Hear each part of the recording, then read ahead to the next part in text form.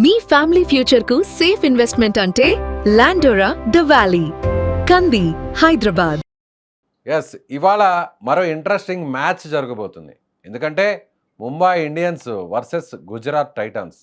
అసలు ముంబై జట్టుకి ఏమైంది? 5 సార్లు టైటిల్ గెలిచినటువంటి ముంబై ఇండియన్స్ ఇప్పుడు టేబుల్లో లాస్ట్ ప్లేస్లో ఉంది. సో ఈ రోజైనా ముంబై గెలవబోతుందా, లేదంటే అహ్మదాబాద్ వేదిక మళ్ళీ యాజ్ ఇట్ ఈస్గా గుజరాత్కే కలిసి వస్తుందా? తెలుసుకునే ప్రయత్నం చేద్దాం. మనతో పాటు ఉన్నారు సీనియర్ స్పోర్ట్స్ అనలిస్ట్ వెంకటేష్ గారు. వెంకటేష్ గారు నమస్తే. నమస్తే విజయ్. వెంకటేష్ గారు, అసలు ముంబై ఇండియన్స్కి ఏమైంది? ఎప్పుడూ లేని విధంగా టేబుల్లో లాస్ట్ ప్లేస్లో దారుణమైన సిచ్యువేషన్ కనిపిస్తుంది. సో T20 వరల్డ్ కప్లో సూపర్ హీరోస్గా ఉన్న వాళ్ళందరూ కూడా ఆ జట్టులో ఉన్నారు. ఎవ్వరు కూడా ఆడట్లేదు. సో ఈరోజు మ్యాచ్ అయినా కూడా కాస్త ఏమన్నా పరువు నిలబెట్టే ప్రయత్నం ఏమన్నా చేయబోతున్నారా? ఇప్పటికీ మస్ట్ విన్ మ్యాచ్ చెప్పుకోలేదు. వరుసగా 4 మ్యాచ్లు ఓడిపోయారు. ఒకే ఒక విజయం దక్కింది వాళ్ళకి ఇంతవరకు. ఫస్ట్ మ్యాచ్ గెలిచారు, తర్వాత వరుసగా 4 మ్యాచ్లు ఓడిపోయారు. పాయింట్స్ టేబుల్లో అట్టడుగున ఉన్నారు. So I think they have to win. లేకపోతే మళ్ళీ వాళ్ళు టోర్నమెంట్లో కంబ్యాక్ అవ్వడం చాలా కష్టం. మామూలుగా వాళ్ళు స్లో స్టార్టర్స్, ఇలాగే మొదట్లో మ్యాచ్లు ఓడిపోయి తర్వాత పుంజుకుంటారు. కానీ ఈసారి అలాంటి ఒక ఫీలింగ్ కలగట్లేదు. మీరు అన్నట్టుగా అక్కడ వరల్డ్ కప్ హీరోస్ ఉన్నారు కరెక్టే, కానీ వాళ్ళందరూ కూడా బాగా టైర్డ్ అయిపోయారు మెంటల్గా, ఫిజికల్గా అని నాకు అనిపించింది. ఇంక్లూడింగ్ బుమ్రా బౌలింగ్లో ఆ వేగం తగ్గింది. తర్వాత 5 మ్యాచ్లు ఆడిన తర్వాత కూడా అతను ఒక్క వికెట్ కూడా రాలేదు. So Bumrah is going for runs కూడా. పోనీ చాలా ఎకనామికల్గా వేస్తున్నాడు. మిగతా వాళ్ళు బౌలింగ్లో ఆడుతూ ఇతను బౌలింగ్ జాగ్రత్తగా ఆడుకుంటున్నారు అనుకుంటే is going also for runs. Last మ్యాచ్లో 4 ఓవర్స్లో 41 రన్స్ ఎన్నో ఇచ్చాడు. అది చాలా ఆందోళన కలిగిస్తున్న విషయం. అంటే ముంబై ఇండియన్స్ కనే కాదు, ఇండియా టీం పరంగా కూడా. ఎందుకంటే ఆల్ 3 ఫార్మాట్స్లో మనకి Bumrah is our number 1 bowler. మన టీంకి అతను leading wicket taker and spearhead. So అతని ఫామ్ చాలా వర్రీసంగా మనకి మారింది. అలాగే సూర్యకుమార్ యాదవ్ కానీ, హార్దిక్ పాండ్యా, తిలక్ వర్మ, ఇలాంటి ప్లేయర్స్ కూడా, వీళ్ళందరూ కూడా వరల్డ్ కప్ హీరోస్. అందరూ కూడా టైర్డ్గా అన్నారేమో నాకు అనిపిస్తుంది. ఆన్ పేపర్ చూస్తే టీం చాలా బాగుంది, but nobody is performing at all.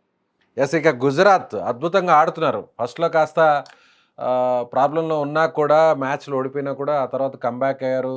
So అద్భుతంగా గిల్ కెప్టెన్సీని కూడా తను చేంజ్ చేసుకున్న డెసిషన్స్ విషయంలో, అలాగే బ్యాటింగ్లో కూడా చాలా సూపర్ ఫామ్లో కొనసాగుతున్నారు. టాప్ 3లో ఉన్న బ్యాట్స్మెన్స్ ఇప్పటివరకు కూడా మ్యాచ్ని వరుసగా కూడా గెలిపిస్తూ వస్తున్నారు. బౌలింగ్ కూడా కాస్త చాలా వరకు కూడా ఇంప్రూవ్ అయింది. సో మళ్ళీ గుజరాత్ తన ఫామ్ను కొనసాగించే అవకాశం ఉందంటారా?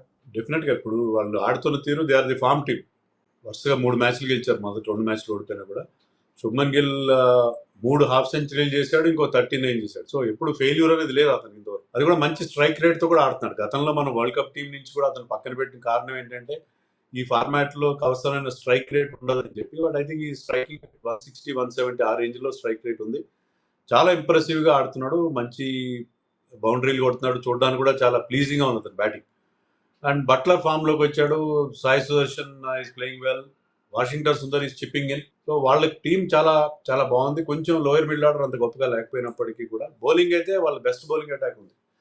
ప్రసిద్ధ్ కృష్ణ, సిరాజ్, రబాడా, అశోక్ శర్మ, రషీద్ ఖాన్ అందరూ కూడా సూపర్ ఫామ్లో ఉన్నారు. సో వాళ్ళని ఓడించడం అంత ఈజీ కాబోదు ముంబైకి. ఎందుకంటే అహ్మదాబాద్లో వాళ్ళ రికార్డు కూడా సరిగ్గా లేదు. ఇంతవరకు 4 మ్యాచ్లు అక్కడ ఆడితే వాళ్ళు గుజరాత్తో అహ్మదాబాద్ వేదికగా 4 సార్లు ఓడిపోయారు. సో వాళ్ళ record against GT in Ahmedabad కూడా చాలా పూర్గా ఉంది. సో ఇక్కడ కనుక గెలిస్తే ముంబైకి అది చాలా కాన్ఫిడెన్స్ ఇస్తుంది విక్టరీ.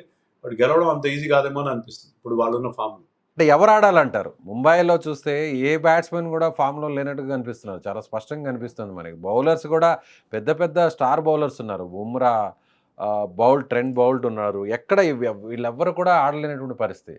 సో ఎవరు క్లిక్ అవ్వాలంటారు? బ్యాట్స్మెన్సా, బౌలర్? బ్యాట్స్మెన్ మెయిన్గా. ఎందుకంటే డికాక్ లాస్ట్ మ్యాచ్లో సెంచరీ చేశాడు. అతన్ని అంతవరకు పక్కన పెట్టారు. రికెల్టన్ ఆడించారు. డికాక్ వచ్చి రావడంతోనే సెంచరీ చేశాడు. స్పిన్ బాగా ఆడతాడు.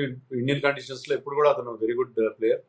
అతను ఫామ్లోకి వచ్చిన తర్వాత అతను కంటిన్యూ చేస్తాడు. సో డికాక్ మీద చాలా ఎక్కువ హోప్స్ ఉంటాయి. అలాగే రోహిత్ శర్మ లాస్ట్ మ్యాచ్ ఇంజరీతో ఆడలేదు. అతను ఫిట్గా ఉన్నాడు అంటున్నారు. వీళ్ళిద్దరు కనుక మంచి స్టార్ట్ అందిస్తే, వాళ్ళకున్న ఎక్స్పీరియన్స్తో, both are vastly experienced cricketers, వాళ్ళు కనుక మంచి స్టార్ట్ అందిస్తే అది తర్వాత మిగతా వాళ్ళు, హార్దిక్ పాండ్యా లాంటి వాళ్ళు కానీ, వాళ్ళు దాని మీద క్యాష్ చేసుకునే అవకాశం ఉంటుంది. నమన్ కూడా లాస్ట్ మ్యాచ్లో ఒక 50 చేశాడు. నెంబర్ 4లో వచ్చాడు. తిలక్ వర్మని కాస్త వెనక్కి పంపిస్తున్నారు. సో ఈ మార్పులు చేసుకున్న తర్వాత వాళ్ళకి రోహిత్ శర్మ రాకపోతే ఏమైనా చేంజెస్ వస్తాయేమో చూడాలి. ఐ థింక్ బట్ బౌలింగ్ విషయంలో ఖచ్చితంగా వాళ్ళకి ప్రాబ్లం కనిపిస్తుంది. ఎందుకంటే అందరు ఇండియా బౌలర్స్ ఇప్పుడు షార్దుల్ ఠాకూర్ తీసుకున్న, దీపక్ చహర్ తీసుకున్న, హార్దిక్ పాండ్యా వీళ్ళెవరు కూడా సరిగ్గా బౌలింగ్ చేయట్లేదు. Not only Bumrah. సో అది వాళ్ళకి ప్రాబ్లమ్ ఖచ్చితంగా కనిపిస్తుంది. యెస్. ఇక బ్యాటింగ్ టాస్ గెలిస్తే బ్యాటింగ్ ఫస్ట్ బ్యాటింగ్ బెటర్ అంటారా? చేజింగ్ బెటర్ అంటారా? అంటే అహ్మదాబాద్‌లో సాధారణంగా డ్యూ ఫ్యాక్టర్ ఉంటది. అక్కడ టెంపరేచర్స్ కూడా చాలా హైగా ఉన్నాయని చెప్తున్నారు కాబట్టి, నైట్ టెంపరేచర్ డౌన్ అయినప్పుడు సెకండ్ బౌలింగ్ చేసే టీమ్ ఇబ్బంది పడతది. జనరల్‌గా ఏంటంటే అక్కడ ఈ మ్యాచ్ జరగబోయే పిచ్‌లో బ్యాటింగ్ ఫస్ట్ చేసే టీమ్స్ ఎక్కువ సార్లు గెలిచిన సందర్భాలు ఉన్నాయి కానీ, డ్యూ ఫ్యాక్టర్‌ని దృష్టిలో పెట్టుకొని ఏ టీమ్ అయినా సరే చేజింగ్ చేసే అవకాశం ఉంది. పిచ్ కూడా చాలా బ్యాటింగ్‌కి అనుకూలిస్తదని చెప్తున్నారు. ఎందుకంటే ఇటీవల కాలంలో అహ్మదాబాద్‌లో ఏ మ్యాచ్ జరిగినా కూడా చాలా హై స్కోరింగ్‌గా ఉన్నాయి. వరల్డ్ కప్ నుంచి చూస్తున్నాం, ఈ ఐపీఎల్ చూస్తున్నాం. ప్లస్ ఈ మ్యాచ్ ఏదైతే జరగబోతుందో ఇక్కడ వరల్డ్ కప్ మ్యాచెస్ గానీ, ఐపీఎల్ మ్యాచ్‌లు గానీ గతంలో జరిగినప్పుడు పెద్ద స్కోర్‌లు వచ్చాయి. సో ఈజీగా 200+ స్కోర్ చేస్తారు ఫస్ట్ బ్యాటింగ్ చేసే టీమ్ అని చెప్పి మనం ఎక్స్‌పెక్ట్ చేయొచ్చు. యెస్. ఇక ఒకవేళ ముంబై ఈ మ్యాచ్‌ని గాని ఓడిపోతే ఇక పూర్తి స్థాయిలో ముంబై ఇక టేబుల్ టాప్‌లోకి వెళ్ళే ఛాన్సెస్ లేదు. సో ఇక క్వాలిఫై అయ్యే పరిస్థితి కూడా లేదనుకోవచ్చా? అంటే ఖచ్చితంగా అయితే ఉండదు. తర్వాత ఏంటంటే మిగతా మ్యాచ్‌లు కూడా గెలవాలి. నెట్ రన్ రేట్ కూడా ఇంప్రూవ్ చేసుకోవాలి. నెట్ రన్ రేట్ కూడా చాలా పూర్‌గా ఉంది వాళ్ళది. చాలా -1.5 ఎంతో ఉంది వాళ్ళది. సో వాళ్ళు బాగా ఆడాలి. నెట్ రన్ రేట్ కూడా ఇంప్రూవ్ చేసుకోవాలి. అది అంత చేయగల కేపబిలిటీ అయితే ఆ టీమ్‌కి ఉంది. కానీ ఏదో ఒక ఇన్స్పిరేషన్ కావాలి వాళ్ళకి. ఈ ఇన్స్పిరేషనల్ పెర్ఫార్మెన్స్ వస్తే టీమ్ మళ్ళీ పుంజుకునే అవకాశం ఉంటుంది. ప్రస్తుతం అయితే they are very much in doldrums. మరి ఇక్కడి నుంచి ఎలా బయటపడతారో we have to wait and see. Yes. So second batting and first batting అనే ప్రయారిటీ పెద్దగా లేకపోవచ్చు. కాకపోతే డ్యూ ఫ్యాక్టర్ చూస్తే మాత్రం ఖచ్చితంగా చేజింగ్ తీసుకునేటువంటి అవకాశాలుంటాయి. అయితే 200+ రన్స్ అనేది కన్ఫర్మ్ అనుకోవచ్చు. ఏ టీమ్ బ్యాటింగ్ చేసినా కూడా. యాహ్! డెఫినెట్‌గా. ఏ టీమ్ బ్యాటింగ్ చేసినా ఎందుకంటే 2 టీమ్స్‌లో ఉన్న బ్యాటింగ్ ఎబిలిటీ చూస్తే, ఆ పిచ్ పరిస్థితులు చూస్తే కూడా 200 ఈజీగా వచ్చే అవకాశం కనిపిస్తుంది. బట్ గుజరాత్ బౌలింగ్ మాత్రం చాలా బాగుంది. సిరాజ్ గానీ, Rabada, Prasidh Krishna they are also doing very well. So Gujarat bowling ఎదుర్కొని ముంబై ఎంతవరకు నెగ్గుకొస్తదనేది మనం చూడాలి. విన్ ప్రిడిక్షన్ ఎంతవరకు ఇవ్వగలరు? Gujarat will start as favourites విజయ్ వితౌట్ ఎనీ డౌట్. వాళ్ళకి కనీసం 55 ఇన్ ఫేవర్ ఆఫ్ గుజరాత్ మనం ఈజీగా ఇవ్వచ్చు. 60 దాకా కూడా ఇచ్చిన ఆశ్చర్యం లేదు. బికాజ్ వాళ్ళ టీంలో ఎలాంటి లోపం కనిపించట్లేదు. ఎక్సెప్ట్ కాస్త లోయర్ మిడిల్ ఆర్డర్‌లో ఉన్న వీక్‌నెస్ మినహాయిస్తే. I think Gujarat will definitely start as favourite in this match అని అనుకోవాలి. Right sir. Thank you sir. Thank you so much.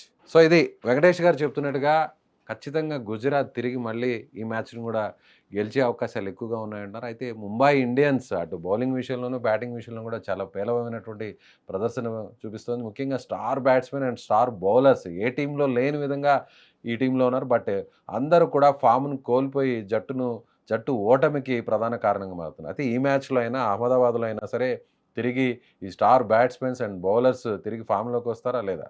Yes. So Venkatesh గారి అభిప్రాయాన్ని మీరు ఏకీభవిస్తున్నారా లేదా? అయితే కామెంట్ చేయండి.